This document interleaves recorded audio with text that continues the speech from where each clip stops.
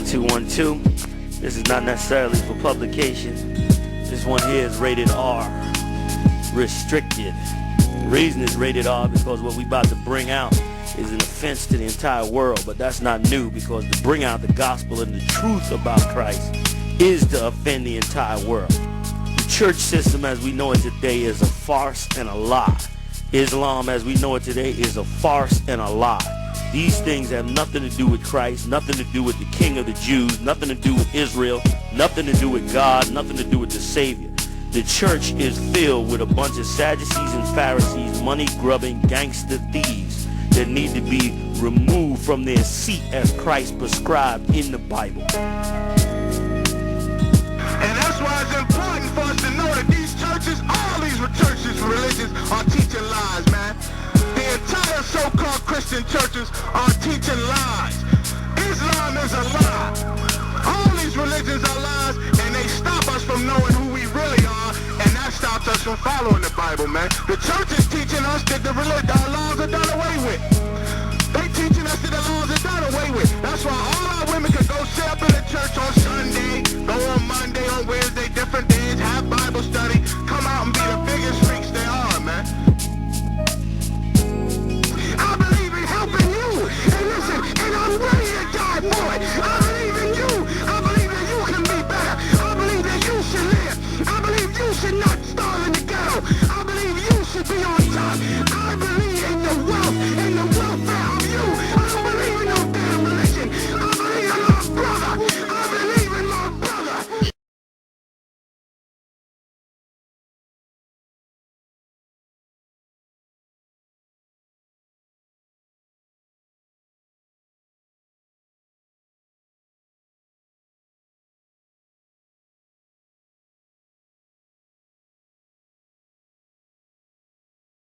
Shalom Israel, welcome to UPK in South Florida, Miami. Today's topic that we bring to you today, ancient cities where Israelites dwelled. Today we're going to go into this history book. It has a plain cover on it, but the title of the book is, if you could read it for me, Priest YAHANNA. The title is Pictorial History of the Jewish People. So we're not talking about Jewish people today, we're talking about Israelites, but we're using this book for some facts that it carries. Okay, and today we're going to talk about an ancient place. Today is known as Liberia, but in the ancient time we're going to find out the name, and we're going to have Priest YAHANNA read into that right now, if you could.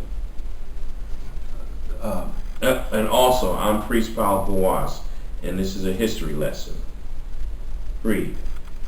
Libya, a country in North Africa which is made up of Cyrenaica and Tripolitania. Tripolitania is the actual ancient city that we're reading about. That is the birthplace of the Roman emperor called Septimius Severus, and other Israelites came from this same place. It was a Roman colony, and it was colonized by the Romans. That's why it had a Latin name, of course, Tripolitania. Read.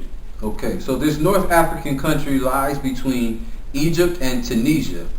In both regions, Jews have figured prominently since ancient times. Several centuries before the final destruction of Jerusalem, a great Jewish settlement estimated at 1 million had been established in Cyrenaica. We already established that the ancient time, they're giving Septimius Severus' time from his ruling time, 193. We're not going to go by that date. His birth date was to be founded at 147 BC. That is a very long time ago. Read. A highly developed Hebrew Hellenistic civilization flourished there and stop right there.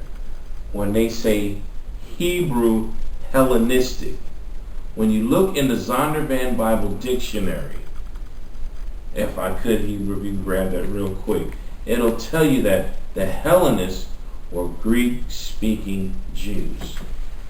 And we're going to find that out real quick as we go into the Zondervan Compact Bible Dictionary, because it's heavy that they use the word Hebrew Hellenist.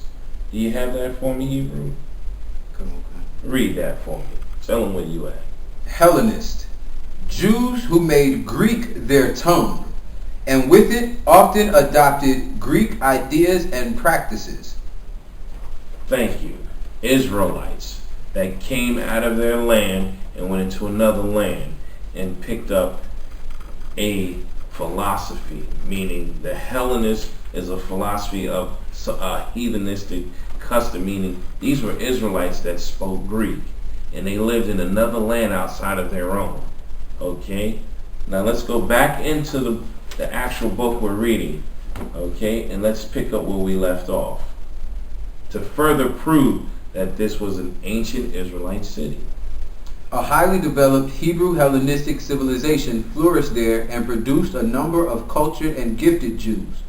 The best known of them was the historian Jason, famous as the author of the second book of the Maccabees.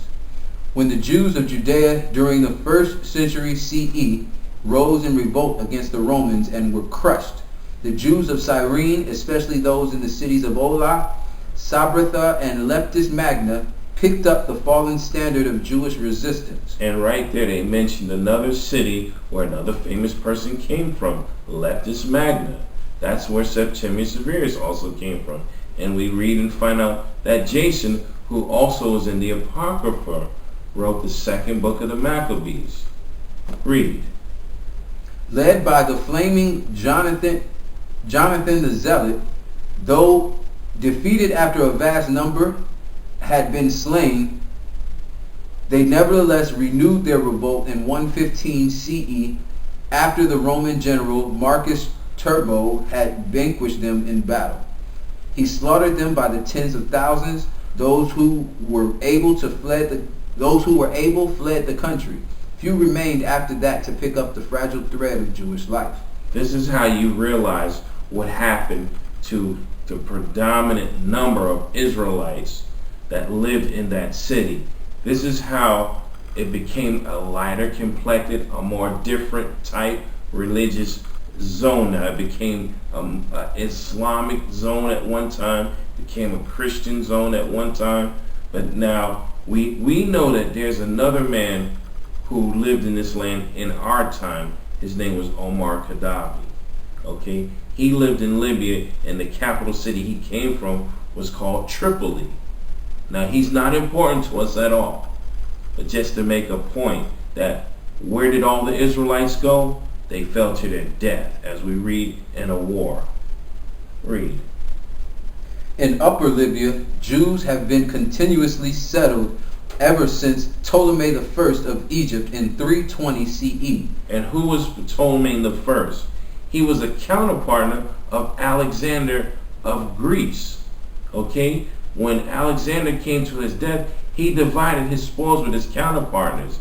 And Ptolemy I was one of them. And Egypt was one of the areas that he was given. Okay?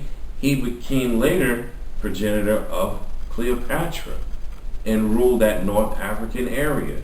This is how, when we learn from Commanding General YAHANNA and the Hebrew Israelite School, that area now are Greek babies, he's brought that out in many topics and many stories. Well, how did they become light-skinned?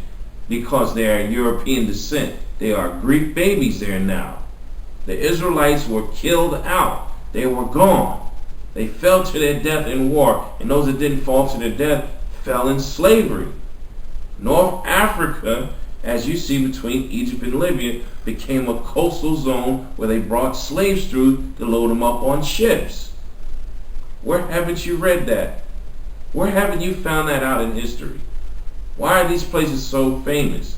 Because we were there. We built them. Read. These Jewish soldiers formed permanent settlements there, and because of their military power enjoyed a large measure of autonomy. The modern city of Tripoli is the ancient Oia. The majority of its Jewish inhabitants are descendants of forgotten Jewish ancestral stock. Stop right there. Now we went from Hebrew Hellenists to all of a sudden a break in the paragraph as we continue through the story, and it says Jewish. This is where you find the lies. Now a convert comes in and calls himself Jewish. And what is he? Very light complected with straight stringy doggy hair. Now he's claiming the fame of the black people that built the place from the beginning, that founded it. Jason was a black man. Septimius was a black man. What's his other name? The Zealot? He was a nigga. What's his name right there? We want to... Jonathan the Zealot. You can also find, if not in other historical books, you could almost go into the Josephus and the book of Maccabees to find these other names of Israelites, authentic Hebrew Israelites, not Jewish people. When they start talking about Jewish people now, they're talking about the white people that are coming in, taking the claim and the fame in their lives. Read. The majority of its Jewish inhabitants are descendants of forgotten Jewish ancestral stock, but have preserved many traditions of an ancient Jewish origin. A number of Spanish Jews joined them after 1551. Stop right there. A number of Spanish Jews after 1551. You know what happened during that time? The Great Schism. Queen Isabella began to eject any so-called white people that weren't converting to Catholic or Catholicism. She told them to get the hell out of her country, to get out. That's why they're saying Spanish Jews. How could you be Spanish and Jewish? Right. Come on, let's catch the lie when it's being told. And this is how you find it out. And you can only learn this in I.S.U.P.K, home of the truth, where you discover lies and put out the truth. Read. These Jewish soldiers formed permanent settlements there, and because of their military power, enjoyed a large measure of autonomy. Oh, sorry, I went too far. A number of Spanish Jews joined them after 1551, when the benevolent Sultan Suleiman the Magnificent made himself master of Tripoli. Who's Sultan Suleiman? Sounds like an Arab to me, because the only sultans were when the Great Schism came, when the Muslims went to invade in Europe and fight against the so-called Christians, which were white people, because they wanted to bring in Islam into their land. And this is how Islam had moved itself right into North Africa. You have anything on this, Hebrew? You want to say anything? No, sir. Oh, yeah? All right. Well, let's pick up, because, see, now we found out when they started, it was the Hellenists, the Hebrews. Then they got to the Jewish, the so-called white man. Now we're into the Sultan, the so-called Arab man, how he invaded into Africa.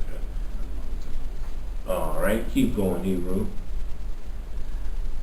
In 1943, there were 15,000 Jews crowded into the ghetto. So we're going to stop right there. You know why? Because now we made the point of the ancient people. Now we're running in back into this so-called Jewish white man's history, which is irrelevant as we don't give a damn about it. We were concerned with the ancient time. 193, 112, John the Zealot, Jason of the Maccabees, Septimius Severus, the first Hebrew emperor of Rome. These are the people that came from ancient cities outside of being from Jerusalem that made a mark in our true black history. When you say black history, you're talking about Hebrew Israelites. No one else, no other kind of people. And that's our time. Priest Shawoy is our reader, and I'm Priest Paul Boas, teaching history today in Miami. Shalom.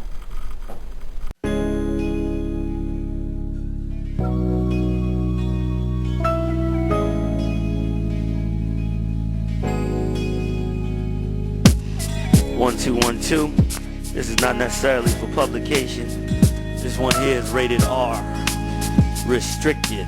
The reason it's rated R because what we about to bring out is an offense to the entire world, but that's not new, because to bring out the gospel and the truth about Christ is to offend the entire world. The church system as we know it today is a farce and a lie.